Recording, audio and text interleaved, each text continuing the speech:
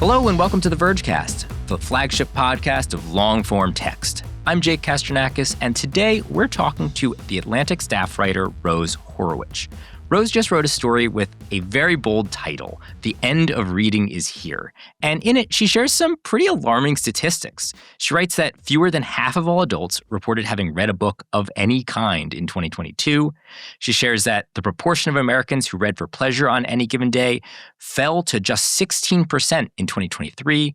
And that gambling has now become a more common leisure activity than reading a book. This is all intimately intertwined with technology. Phones, notifications, devices in schools, TikTok, of course, and what that is all doing to our free time and our ability to pay attention to pretty much anything for an extended period of time. This is all stuff we cover closely at The Verge, so I really wanted to talk to Rose about how real these concerns are and how much we need to be thinking about what comes next. But first, here's what's happening on The Verge today.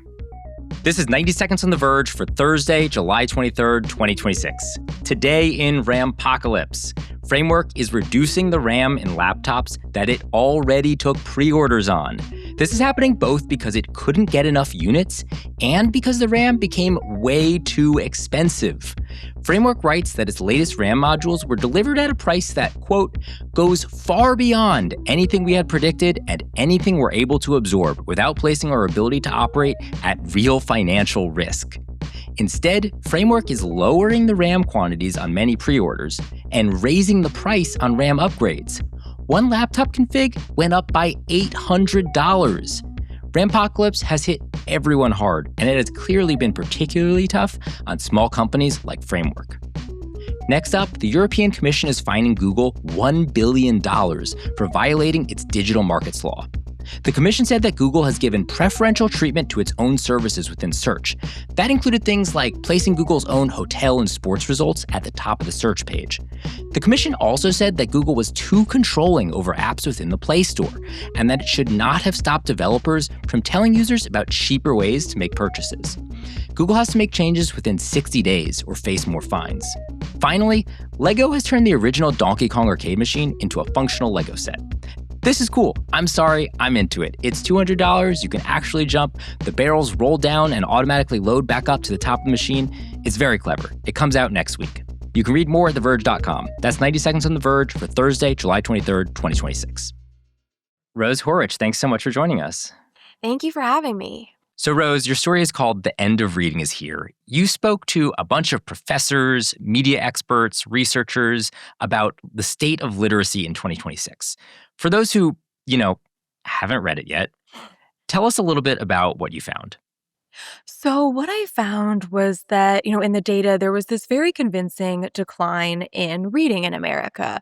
The share of Americans who read a book or an article on any given day has declined by 40% over the past 2 decades. And as of 2022, which is the last year that we have this really good data for, fewer than half of all Americans read a book of any kind in the year. And so, I just took that data, to be very convincing, and then was kind of trying to look at, okay, what are the implications? What happened when literacy first appeared in society 6,000 years ago? And how, are these experts kind of thinking about what's happening to us now as it goes away? When I told people about this article, I kept hearing everyone say, people are always declaring that reading is dead. My wife sent me a Blue Sky thread of like a dozen newspaper articles going back a century declaring reading dead. So I'm curious, after all this research, how convinced are you? How convinced are you that there's a real problem here and that reading is actually disappearing this time?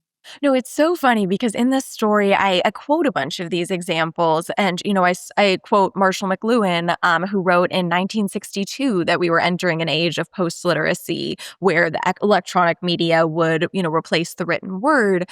And then, Neil Postman said the same thing in 1985. And so I think a lot of people look at those and say, okay, people have warned about this for a long time.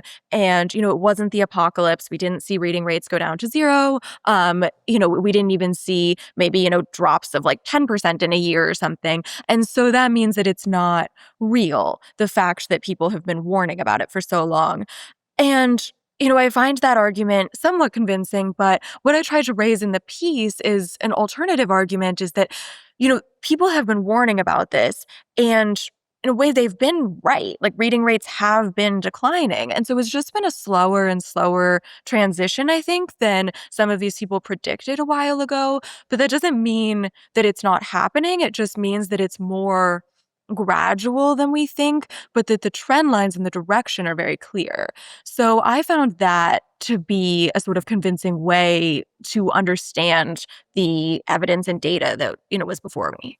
And I do think that's really interesting because for very obvious reasons, right? The spread of alternate forms of media, reading has just been declining for decades at this point. And so when you're looking at, I think, some of the most recent declines, they might seem large, but they're large declines on what is already a diminished reading population. And so the numbers are maybe getting smaller and smaller. What are the demographics where this change is being seen? Is it just among the youth where you're seeing, um, you know, where you're hearing about this, apparent death of reading, or is this kind of across the board? Yeah, it's definitely not just among the youth. I note in the piece that even the groups that have kind of historically read the most, which are, retirees and older people, college graduates and women, that they've also seen a collapse in reading. So it's something that really cuts across demographics. And in a way, it would almost be comforting if it was confined just to one. But it is, a real kind of widespread shift. There's this very interesting caveat that you have in your story where you write, and I'm quoting here, strangely, Americans are probably reading more words than ever before. People are bombarded with emails, text messages, X posts, Reddit threads, Instagram captions. So tell me how you're thinking about this, because you have this bold claim, the end of reading is here, but you also acknowledge, like pretty much right away in the piece, that in some ways we're reading more than ever. So how are you making that distinction in saying we're seeing more text than ever, we're communicating by text nonstop, but also there's this end to reading happening? Yeah, I'm so glad that you brought that up because I think it's a really important point that, when you look around and think about how many emails you probably get for work every day or texts from your friends and everything, it's really hard to say that reading is over. And so I think it's important to think about what we are defining as reading when we're talking about it. And what I was arguing was that we are bombarded with so much text that it's what's that's taking away from is almost the our kind of time and ability to really focus in on a rich and complex text and kind of read it for a sustained period of time and deeply. So I argued that that's kind of the type of reading that we're losing and that that's what I meant by saying that we're post-literate. It's not that we're illiterate. Like people still know how to read, but it's a real change in what I think we mean when we talk about reading now. Well, that's one of the things that I found so interesting about this piece. In some ways, obviously, it is very much about people not reading deep, complex texts. But I think just as much the story is about the end of attention spans. And one of the reasons I wanted to talk with you is that this phenomenon seems to be so deeply intertwined with technology and how tech is changing our habits. So this is a big question. You obviously have an entire article answering this, but what is your takeaway about the biggest drivers of reading's death? Is it phones? Is it TikTok? What is contributing to our inability to pay attention? Yeah, so I think, it is really multi-causal, but when I was kind of looking and trying to trace, the timing of this decline, I think it really starts, with television, we start to see it, and television just crowds out the time that people might have previously spent reading. By 1985, I think the average American household was watching 7 hours of TV a day. So that just takes away a lot of time that you might previously have spent reading because you didn't have other sources of entertainment. And then, we see with streaming and smartphones and broadband internet, that just sort of makes it so much easier to not read. Like Mhm. they never stop. Everything's kind of, moves into the next show, or you can just keep scrolling, until infinity. And so, we see it really, I guess, get supercharged kind of with, these new technologies. And, when I was speaking with cognitive scientists, they were saying, there's nothing in our brain where that's like fundamentally changed to where we can no longer pay attention, but what we do is what we become accustomed to. And so the more we become used to kind of using these alternate forms of media, to immediately switching away from something if it doesn't grab our attention in the first 15 seconds, the harder it feels to pay attention to anything. And I think we do see that in the data. I spoke with a researcher who found that 20 years ago, the average attention span on a screen was 2.5 minutes. And 5 years ago, that had dropped to 47 seconds. So we just see that we become accustomed to having things change really quickly, and to, moving away from something that doesn't immediately grab our attention. It's so funny you say that. Like, as I was writing down questions that I wanted to ask you and reading this article, tweets kept flying in on my second monitor, and I kept getting distracted. And Yeah. it, like, of course this happens. There are so many Mhm. things that we have to monitor at any given moment right now, and our devices are really designed to put all this stuff in front of us. It's interesting to change the subject just slightly for a second. You actually had another story in January about how this attention span issue is showing up in some really odd ways. You talked to a bunch of film professors who were saying that feature-length movies are now too long for students. There's this part where you say, students arriving in college today have no memory of a world before the infinite scroll. As teenagers, they spent nearly 5 hours a day on social media, with much of that time used for flicking from one short-form video to the next. I'm interested in this thing where it's almost like this is not just the death of reading that you've kind of been circling around. It seems to be sort of anything that is meaty and requires a devoted attention span. So I think there is a real change in kind of the way we relate to media. And, that shows up in movies, in books as well, that people are just so much more used to kind of, shifting their attention all the time. Netflix reportedly tells, directors to kind of, constantly have people repeating the action that's happening, or saying it again, so that, if someone's not paying attention, they still get what's going on. And, one researcher who I spoke to compared us to like lab rats who, get a hit of cocaine when we press a button. Uh, Um, and so, I think we do find that we're just always switching between things, and it makes it hard to do anything for a sustained period of time. are you a phone in hand while watching TV person? Yes, yeah. See, Um, no. This yeah, is like sacrilegious to me. I yeah, like am like, if I'm watching a movie, I'm like lights off, phone away. yeah. But it's hard. It's hard. Like, it keeps buzzing. I know. No, I mean, as I tried to make clear in this article, I was like trying to be very transparent about the ways that I've fallen victim to a lot of these things. And I certainly am always like, cleaning while I'm watching TV, or cooking while I'm watching TV. And I often have my phone next to me while I'm reading, and I like check my notifications every couple pages. So it's a really difficult, I think, like habit to resist falling into. Support for the show comes from MongoDB. AI-assisted and agentic coding can help you build faster than ever. But if your data layer is a bottleneck, what's the point? MongoDB actually gets out of your way. MongoDB is a unified AI-ready data platform that empowers you to build scalable, generative AI applications. It eliminates the need for separate, specialized vector databases by combining a flexible document model natively with semantic vector search, full-text search, and real-time operational data. Instead of wrestling with rigid schemas or translating data formats, MongoDB's native data model mirrors the language LLMs already speak. Plus, MongoDB gives you the flexibility to ship at the speed of AI. The ACID compliance lets you sleep soundly at night and scales to handle massive Fortune 500 workloads. Developers have a word for that kind of reliability.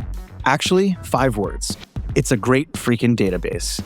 Start building at mongodb.com/AI.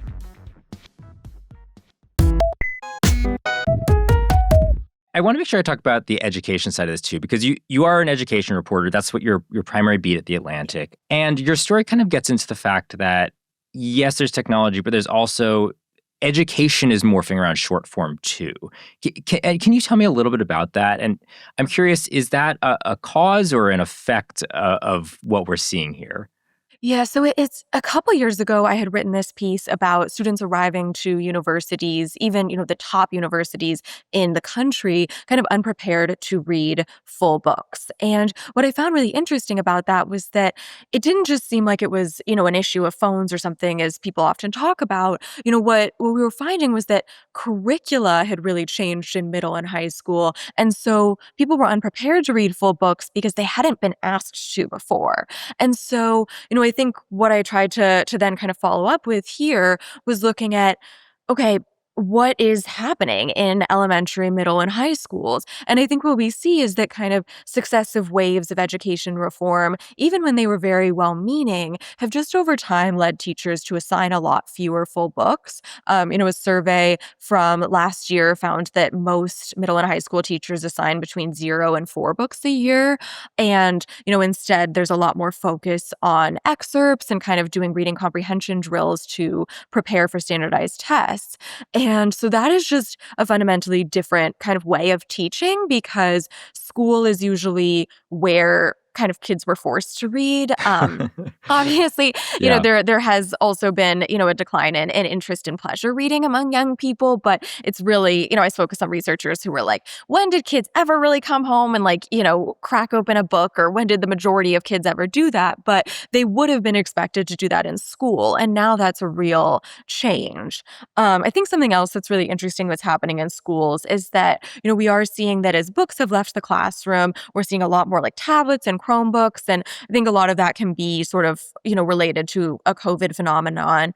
But, in a recent survey, like 80% of elementary school teachers said that students receive a digital device from school before kindergarten. So again, that's just a really fundamentally different way of teaching and learning. And it makes sense that that would change our habits and interests. That's so interesting. And it really sounds to me like these are sort of two separate things that are happening at the same time, where technology exists outside of schools in a way that is perhaps hurting our ability to pay attention to one thing for a long time.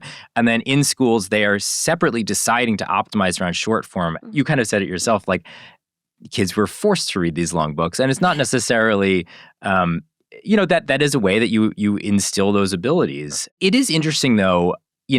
I think back to my time in college, and I didn't always read all of the books.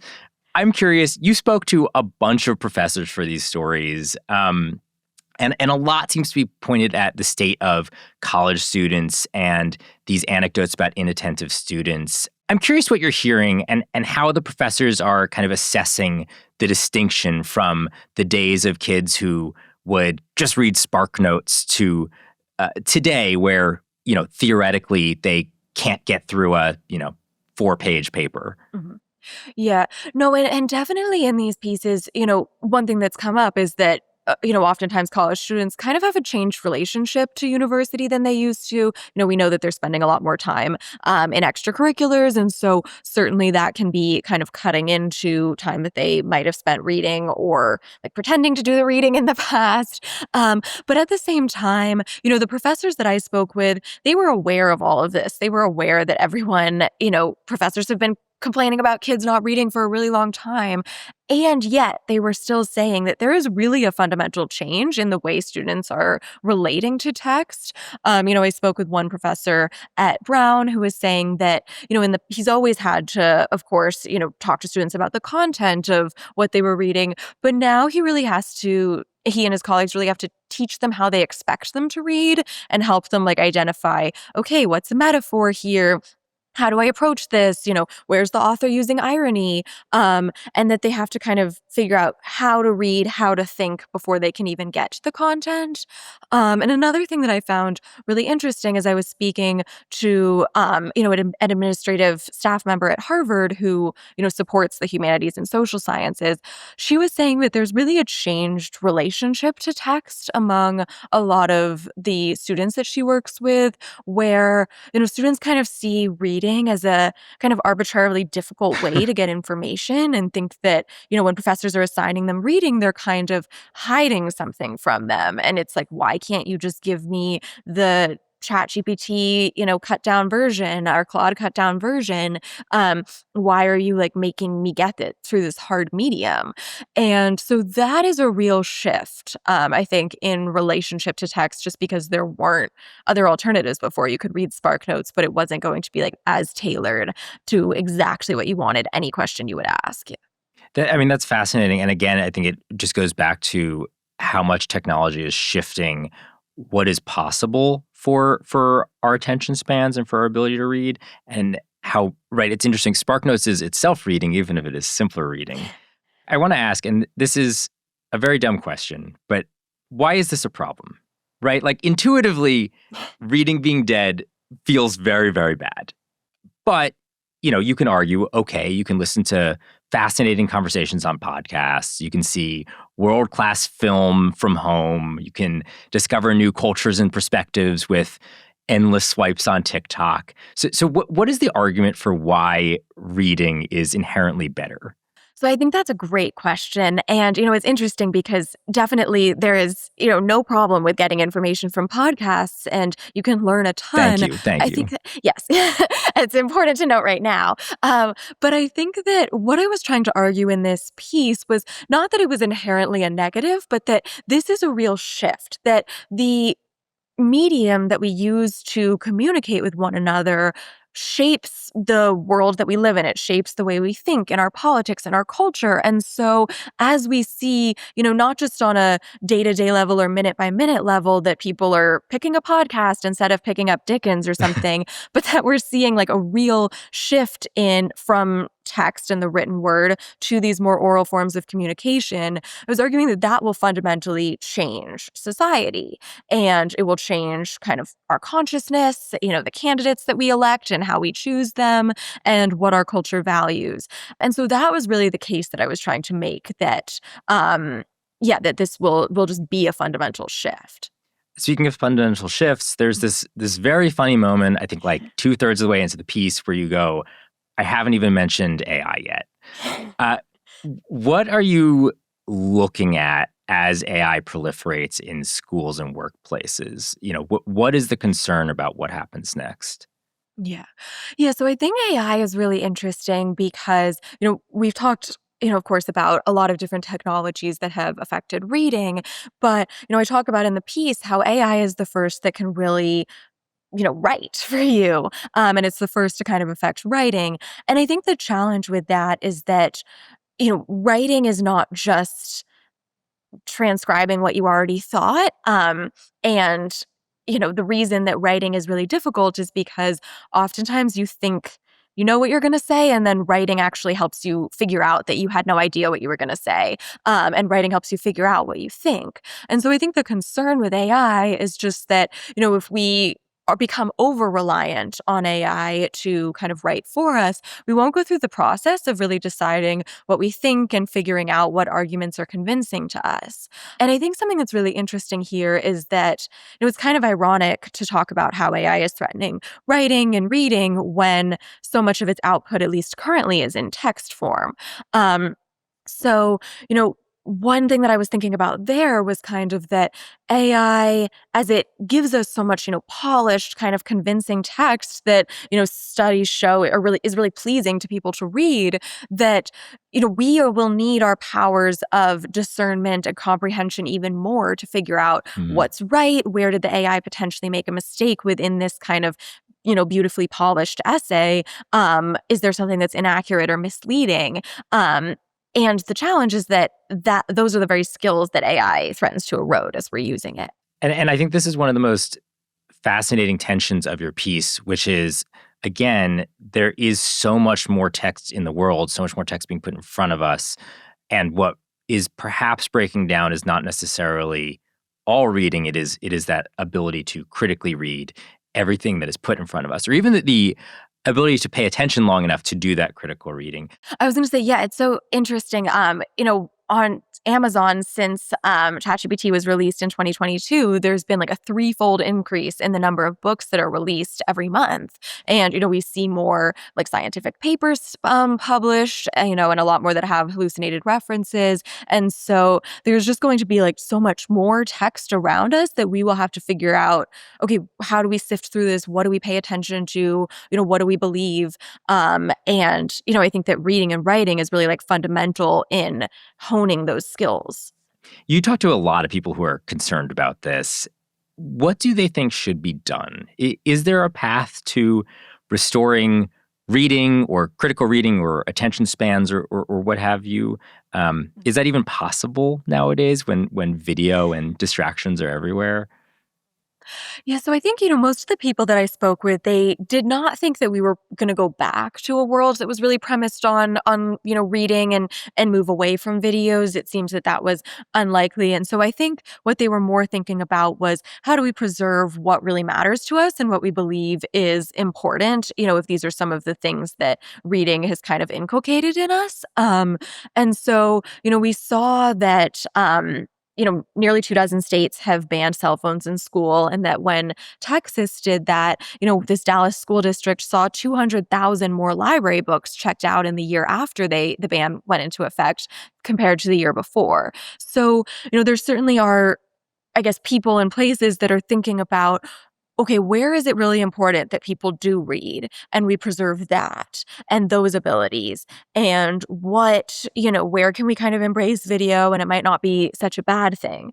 But in terms of a society-wide sort of shift, I think this is all kind of an act of will. As we just discussed, we all know how to read. We all can read. And so I think it's more about us just deciding that it is important and there are things that reading has brought us that we don't want to lose, and making the decision to read. And that's something that, everyone can do every day. But obviously, there's no sort of simple solution, unfortunately. I think that's very encouraging, though, right? There are ways that we can emphasize what we value here. And, I think the phone bans are clearly an obvious step for some of this stuff when it comes to education. I think, we're both in New York, and I've heard from teacher friends of mine that there has been a big change in the attitudes of students as a result of this. And it's very exciting to hear that drives people back to books. Rose, I want to end with hopefully a not hard question. What are you reading right now? So I am reading Say Nothing by Patrick Radden Keefe, which I just started and am liking a lot. So yes, I know writing this has made me want to read more. As I talk about at the end of the piece, the habit has sort of slipped away from me a little bit, but I'm trying to get back into it. What about you? I am rereading East of Eden, which is one of my favorite books of all time. The sad thing is I'm rereading it now because the Netflix show is coming out in a few months. I do not think that's sad. That is very impressive, honestly. I appreciate that. Well, highly recommend it. It's a great book. Rose, thank you so much for joining us. The piece is called The End of Reading is Here. It's in The Atlantic. I highly encourage everyone to check it out and obviously read it. Thank you so much for having me. If you want to get back into reading, check out Rose over at The Atlantic, and check out The Verge at theverge.com/subscribe, where you can sign up to get ad-free podcasts, exclusive newsletters, and complete access to all the amazing journalism we publish every single day. The Vergecast is produced by Josh Kajas, Brandon Kiefer, Eric Gomez, and Travis Larchuk. Thanks so much for tuning in. We'll see you tomorrow.